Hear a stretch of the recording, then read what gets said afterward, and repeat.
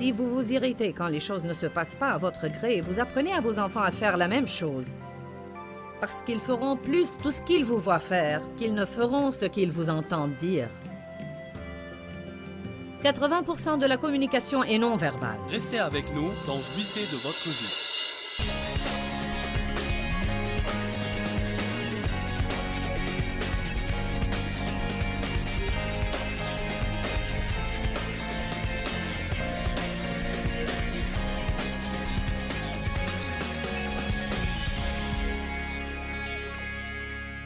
Ésaïe chapitre 30, verset 15 dit: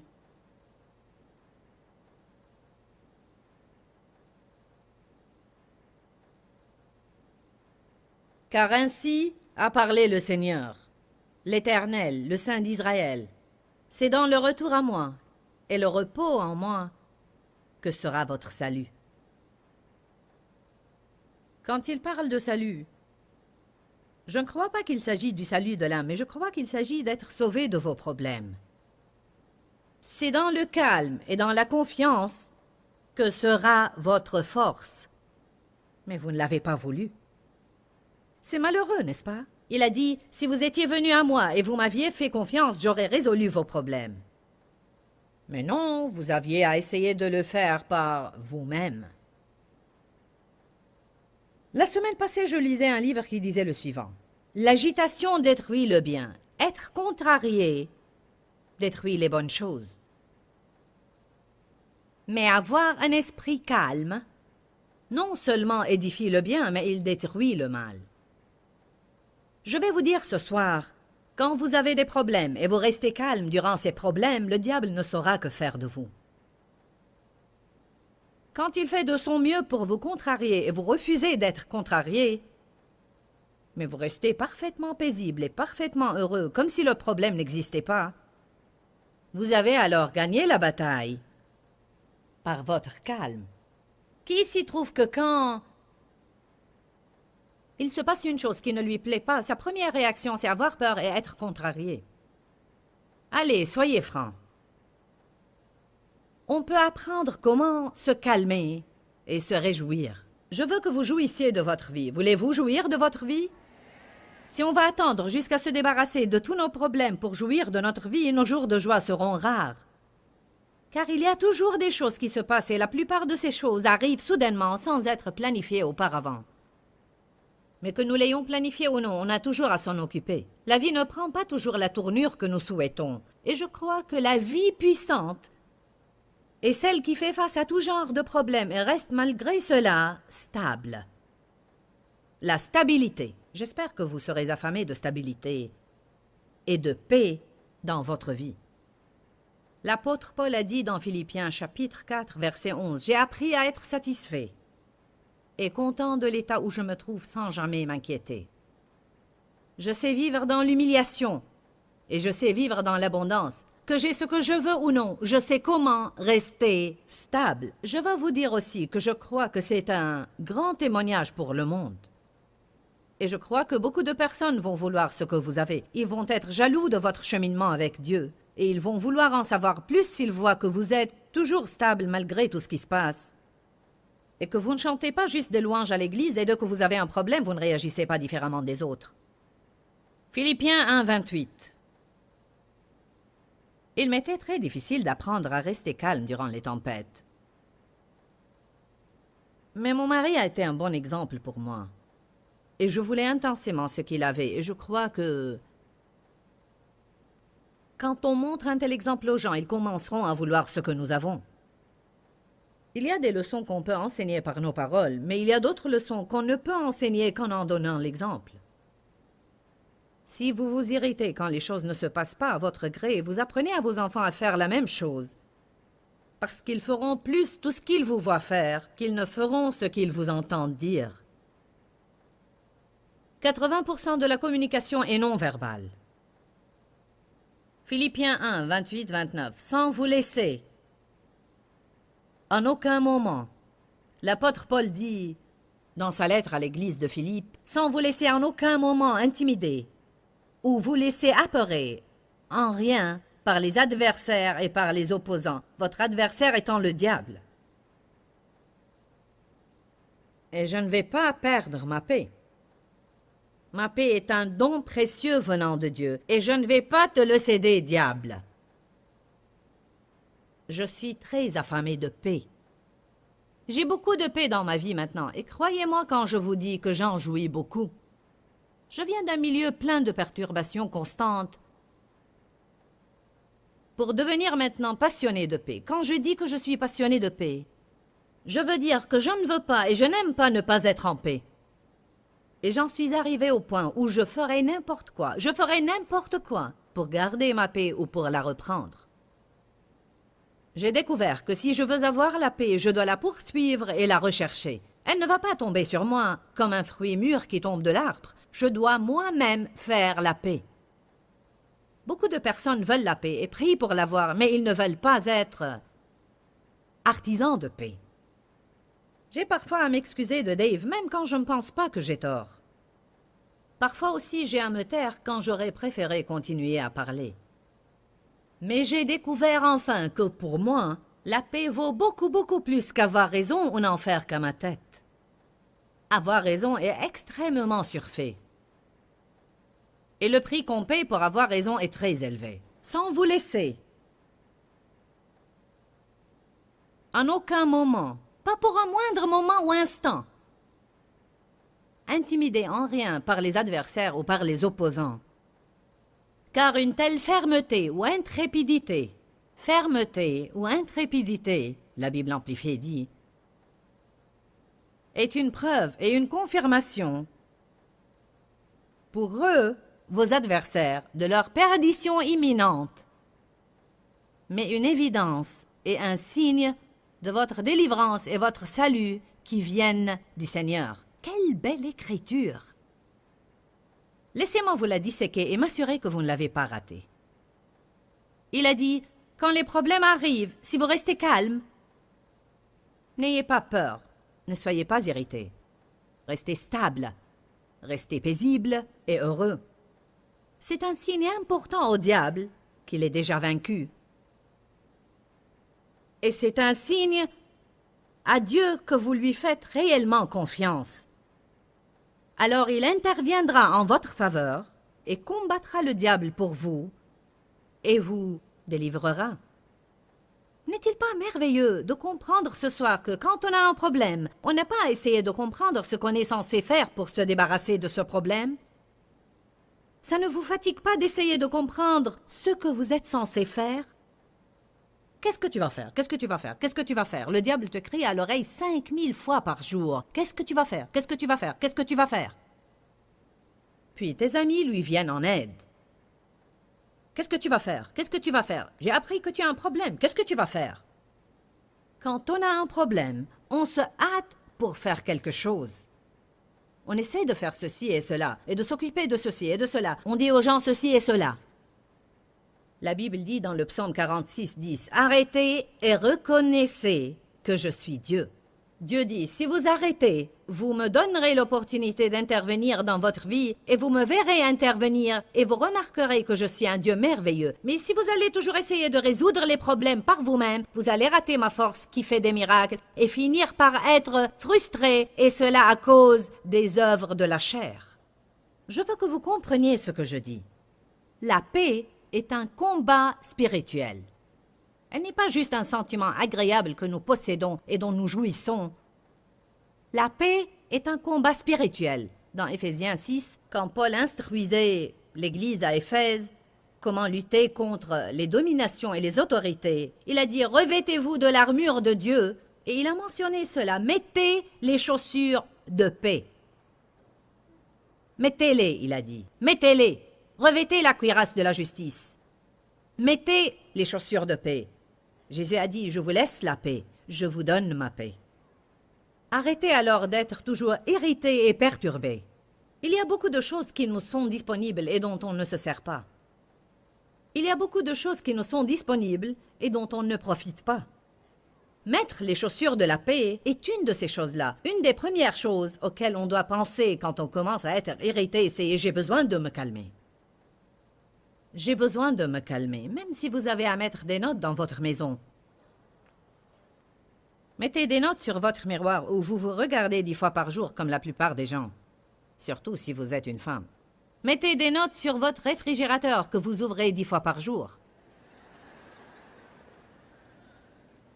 Mettez des notes dans votre pan de riz, car vous allez l'ouvrir chaque jour. Mettez des notes qui disent « Reste calme, calme-toi, sois calme, cool et serein ». Faites un combat spirituel, restez toujours entouré par la parole de Dieu pour vous rappeler de ne pas vivre selon les émotions. Calme. Paix. Le diable nous tend un piège pour nous irriter. Avant de faire quoi que ce soit, quand vous avez un problème, la première chose à faire, c'est attendre. Attendre. Quand on réagit impulsivement suivant les émotions, on finit souvent par faire la mauvaise chose. Vous avez un problème si vous ne savez pas attendre. Je suis une personne rapide. Je prends des décisions vite. Je veux faire les choses rapidement. Je veux les dire rapidement. J'avais à apprendre au cours des années que quand j'agis rapidement, je fais souvent la mauvaise chose et que j'ai besoin d'attendre un peu pour voir envers quel sujet je suis en paix. Colossiens 3,15 dit que la paix du Christ soit l'arbitre dans nos cœurs et gouverne toutes nos décisions concernant ce que nous devons faire et ce que nous ne devons pas faire. L'arbitre nous dit ce qui est dedans et ce qui est dehors. Attendez un peu pour voir envers quel sujet vous avez la paix. Quelque chose a eu lieu l'autre jour. Oh mon Dieu, j'allais dire à quelqu'un, je vais leur dire. En fait, je vais les appeler et je vais leur dire. Je vais leur dire ceci et je vais leur dire cela.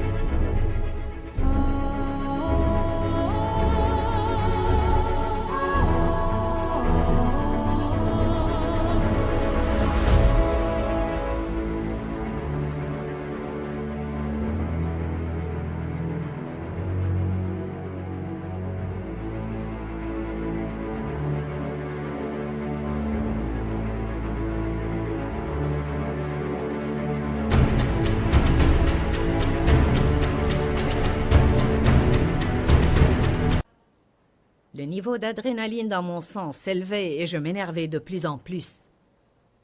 Je parlais avec mon fils et il m'a dit « Je n'aurais pas fait ça si j'étais à ta place. » Pourquoi tu n'attends pas? Et tu feras ce qu'il faut quand tu rentreras de ton voyage. Attendre? Tu veux que j'attende 3 jours? Vous savez quoi? Dieu m'a donné la grâce et j'ai attendu. Et le 2e jour, j'ai pensé, vous savez quoi? Je ne vais pas dire ceci. Je ne vais pas faire cela. Je vais m'occuper de ce sujet, mais pas comme j'aurais fait si je l'avais attaqué quelques minutes après l'avoir découvert. Est-ce que vous comprenez ce que je veux dire? Vous savez, il n'est même pas sage de punir vos enfants quand vous êtes en colère. Vous savez pourquoi? Car après les avoir punis, vous allez certainement penser et dire « Qu'est-ce que je me suis fait ?» Il se peut que vous leur disiez « Interdiction de sortir pour 1 mois !» Avez-vous jamais fait cela? Je l'ai fait. Vous n'allez pas sortir de la maison pour 1 mois! Et 2 jours plus tard, j'ai pensé « Qu'est-ce que je me suis fait? J'aurais pu choisir une punition plus adéquate. C'est moi qui suis puni. » Alléluia. Ou bien, va te mettre au coin et reste-y pour 2 heures. Si vous voulez les mettre au coin, que ce soit dans une chambre où vous n'êtes pas. Vous n'avez pas à les entendre pleurer.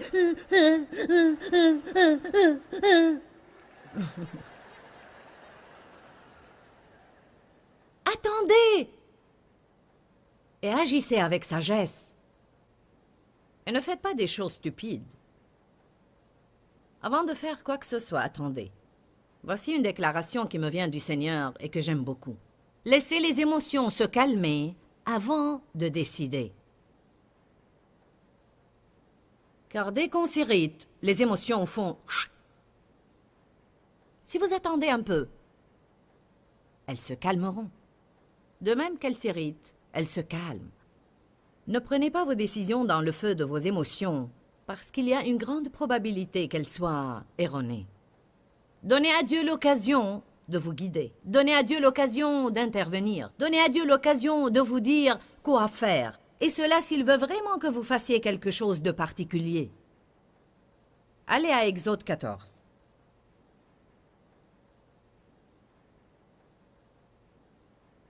Je suis contente que vous êtes, chers téléspectateurs, en train de nous regarder à la télé. Et je veux que vous restiez à l'écoute pour entendre cet important message en entier. Car apprendre comment être calme et comment avoir la paix dans votre vie vous sera vraiment très bénéfique et vous donnera la force pour vaincre l'ennemi. Les Israélites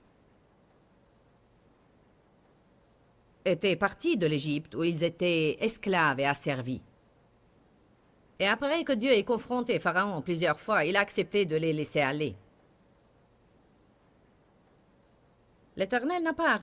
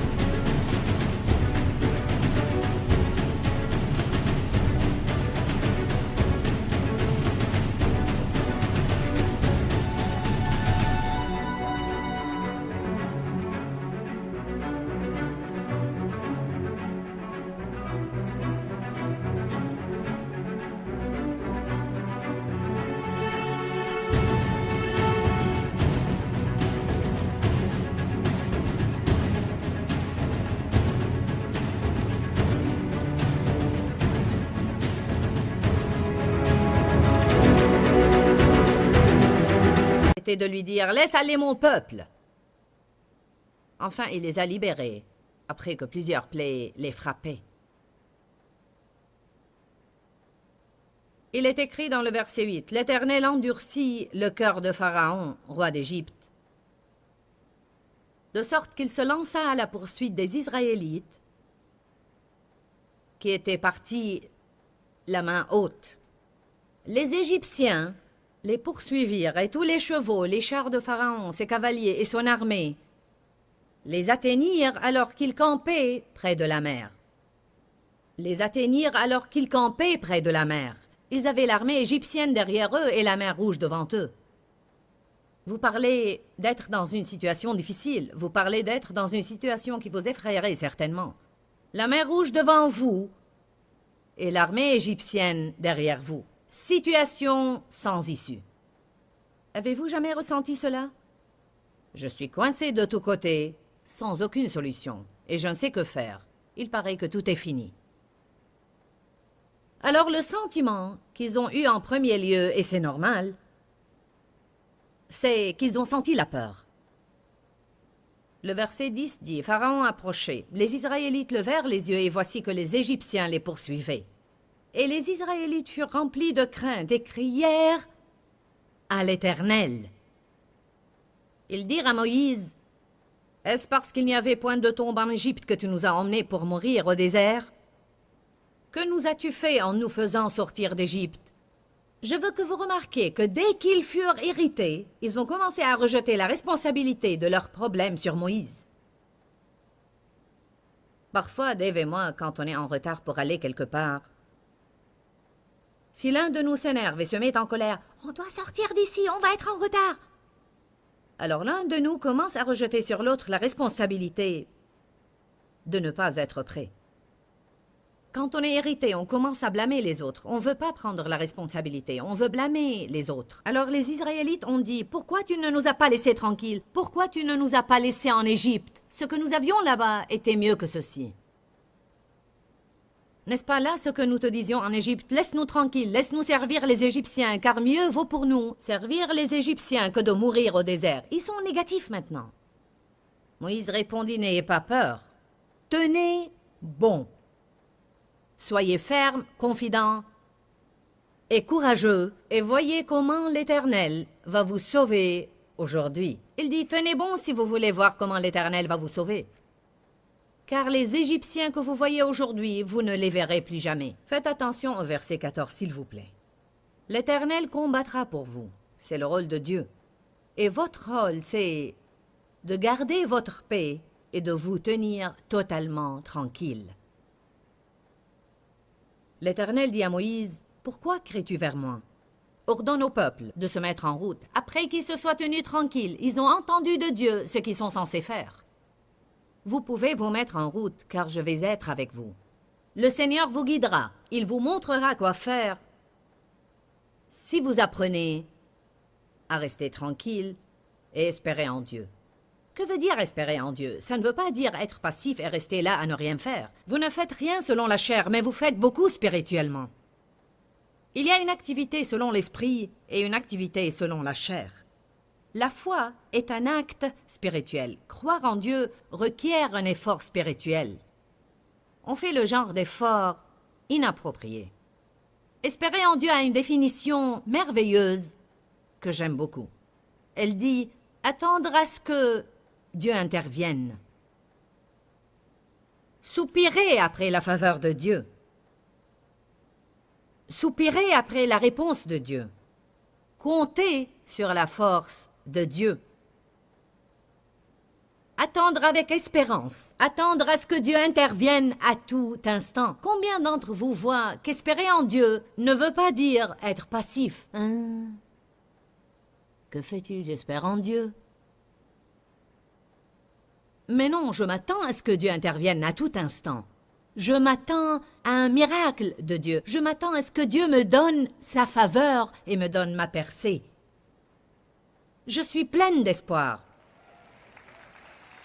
Allez, enthousiasmez-vous pour ce que Dieu a planifié pour votre vie. Si vous avez confiance en Dieu, alors il promet d'intervenir dans votre vie. Il se peut qu'il ne fasse pas ce qui est juste à votre avis et selon votre moment choisi, mais la parole de Dieu promet que si on l'aime vraiment et on veut sa volonté, toutes choses concourront au bien de ceux qui aiment Dieu, ceux qui sont appelés selon son dessein. Quoi qu'il se passe dans votre vie, si vous restez plein d'espoir, Dieu fera quelque chose de spécial pour vous. Il est merveilleux d'espérer en Dieu. Vous savez, on attend quelqu'un qui va venir dîner chez nous, au mieux qu'on s'attend à Dieu. Comment on agit quand quelqu'un vient dîner chez nous? On prépare le repas, on nettoie la maison, on met nos jolies porcelaines, et avant leur arrivée, on s'assure qu'ils ont une bonne place de stationnement. Et on attend.